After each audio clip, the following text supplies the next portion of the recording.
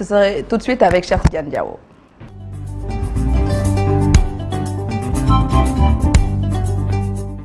Alors, rebonjour Cheikh, dans l'actualité donc de ce matin, nous allons démarrer par le retour de parquet des présumés meurtriers d'Aziz Dabala et de Wali. Voilà, c'est après donc un interrogatoire de plus de 7 tours d'horloge hier au tribunal de Pikine-Guédiawaye.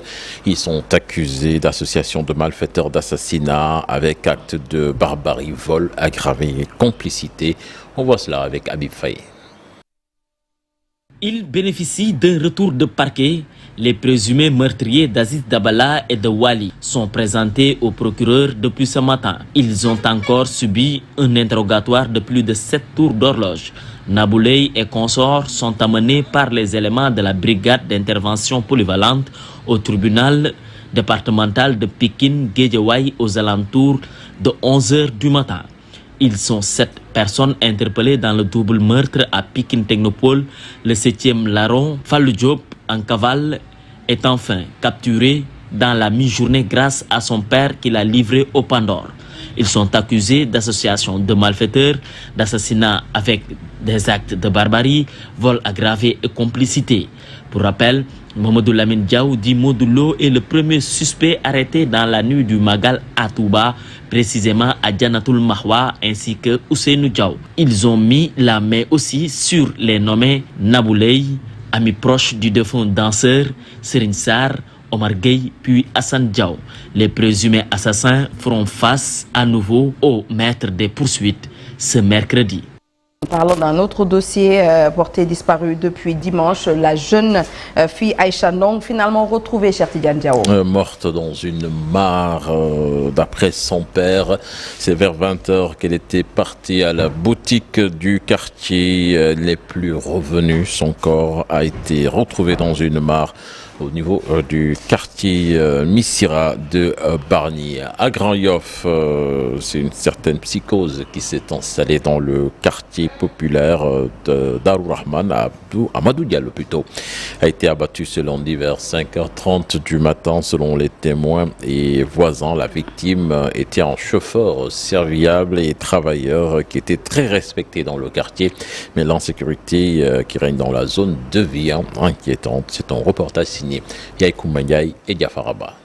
Les populations du quartier Darou Rahman de Grand Yoff sont encore sous le choc après le meurtre brutal de Amadou Diallo, comme au Far West. Lundi vers 5h30 du matin, elles ont été réveillées par des coups de feu. Bilan, 1 mort. Voilà, donc on a entendu un coup de feu. Et avec madame, quand on a ouvert la porte de la fenêtre, on a aperçu un gars qui prenait la fuite, qui s'enfuit en courant. On lui a demandé que se passe-t-il, il a dit que ce sont les agresseurs. Voilà, donc on est sorti. Quand on est sorti, on a vu devant la maison de l'imam un mouvement de foule. Voilà, je me suis approché, j'ai demandé ce qui se passe. Ils ont dit que c'est Amadou qui est atteint par balle. Voilà, donc ils m'ont demandé si je savais conduire. Voilà, j'ai dit oui. Je suis allé chercher mon permis et avec ma voiture, on l'a amené à l'hôpital, avec son cousin Mamadou et un autre habitant du quartier, Bodo. Voilà. La victime Amadou Diallo est un natif du quartier, un grand soutien pour sa famille selon ses voisins. C'est vraiment difficile car Amadou Diallo était un travailleur, c'était même le cadet de sa famille. Et pourtant, il prenait en charge les dépenses de la maison. Rien du tout.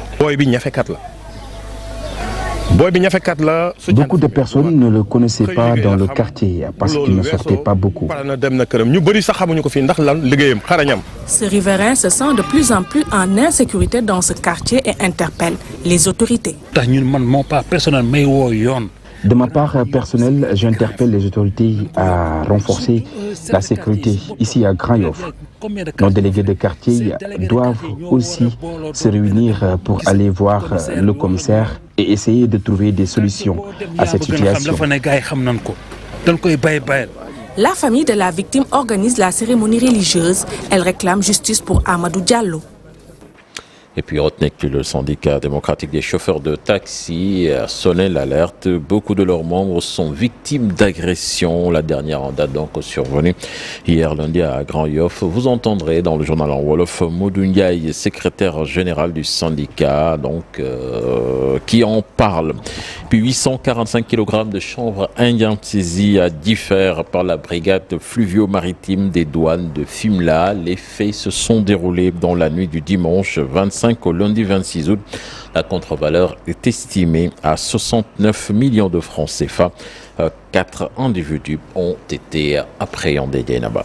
Et puis nous parlons des députés, donc membres du bureau de l'Assemblée nationale qui sont convoqués en réunion ce matin. Ce mercredi, donc ce sera à partir de 11h30, une convocation qui survient après l'annonce de la suppression du CSE et du HCCT. Madame Aminata Touré, nommée haut représentant du président de la République. Le document a été rendu officiel hier par le ministre secrétaire de la présidence, Oumar Sambaba.